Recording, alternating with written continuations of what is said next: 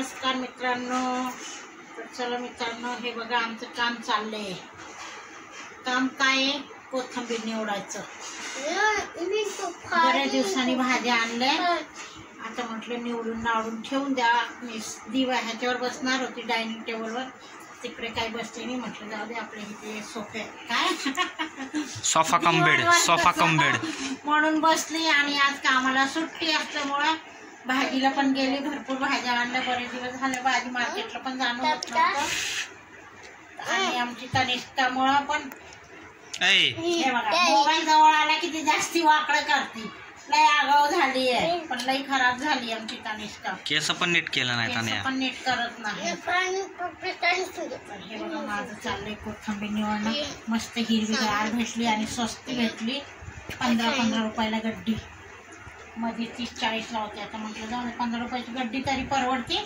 5 रुपयाची काय एवढीशी देतात, ते काय परवडत नाही. म्हणून म्हटलं जाऊ दे, आता चटण्या वगैरे काहीतरी बनवायचं, मस्तपैकी खायचं. चला, आडवे व्हिडिओ आमचे बरेच दिवस झाले. वेळच कोणाला भेटत नाही. हिमांशूला पण नाही, मला पण नाही. मी आलो की मम्मी जाते, मम्मी आली की मी जातो. नाही म्हणजे मोबाईल हातात राहत नाही. आणि माझ्या हातात असतो तर मला तर काही बनवता आपलं टाकता येत नाही, व्हिडिओ टाकता येत नाही. आणि मी रिस्क पण घेत नाहीये. शिकायला काही हरकत नाहीये, पण जाऊ दे म्हटलं.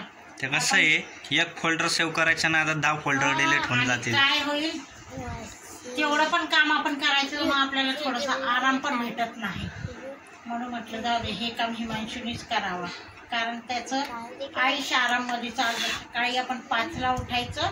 माझं काहीच आयुष्य आरामात नाही. दुपारी 2ला आलं की जेवायचं. नाही बाबा, तुझं नाही. अच्छा तुझं का? नाही, मला वाटलं माझं. 8-8:30ला उठतो.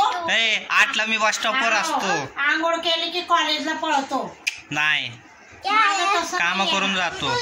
माझं तसं नाही. मला काय हक माझा वकील. बोल रे, बोल तू.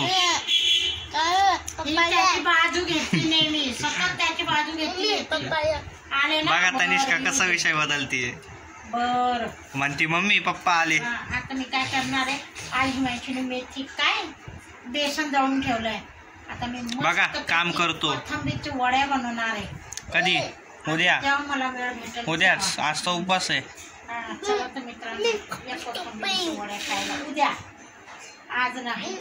जे लांबचे त्यांनी आज नाही का घरातून उद्यापर्यंत पोहोचतील.